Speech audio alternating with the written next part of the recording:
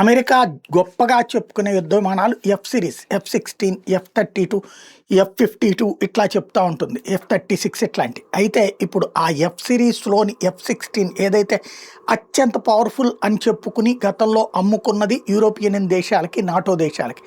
అయితే బైడెన్ ఉన్నటువంటి సందర్భంలోనే రష్యా ఉక్రెయిన్ యుద్ధం ప్రారంభమైనప్పుడు యుద్ధ విమానాలు కావాలని ఉక్రెయిన్ అడిగితే మేము ఇవ్వకూడదు, ఎందుకంటే రష్యా అప్పటికే ప్రకటించింది ప్రత్యక్షంగా నేను గనక మీకు ఆయుధాలు ఇస్తే, మా విమానాలు ఇస్తే మీతో ఏది డైరెక్ట్గా అమెరికా యుద్ధం చేస్తున్నట్టు అని రష్యా అమెరికా యుద్ధం కిందకి వెళ్తుంది, కాబట్టి మేము ఇవ్వలేము అని చెప్తే మరి మేము ఎట్లాగా మిమ్మల్ని నమ్ముకుని కదా యుద్ధంలోకి దిగిందని ఉక్రెయిన్ అధ్యక్షుడు జెలెన్స్కీ అడిగితే యూరప్ దేశాల చేత ఇప్పిస్తానంటూ యూరప్ దేశాలకు ఆల్రెడీ ఎప్పుడో అమ్మేసినటువంటి F-16లు వాళ్ళు దాని తర్వాత F-32లు కొని F-52లు కొంటున్నటువంటి సందర్భంలో పాత స్క్రాప్ అయిపోయే విమానాల్ని ఉక్రెయిన్కి ఇచ్చారు. అది తీసుకుని F-16 యుద్ధ విమానంతో తాజాగా ఉక్రెయిన్ దాడికి బయలుదేరితే రష్యా మీదకి, ఎందుకంటే నిన్న ఎయిర్ స్ట్రైక్స్ చేసుకొచ్చింది కదా, బాలిస్టిక్ మిసైల్స్తో అటాక్ చేసింది కదా ఉక్రెయిన్. దానికి బదులుగా ఉక్రెయిన్ ఆల్రెడీ రష్యాకి సంబంధించినటువంటి దాని మీద డ్రోన్లతో దాడి చేసింది. కానీ ఏదైతే S-300 అంటే రష్యా దగ్గర S-250, S-300, S-400 ఉంటుంది.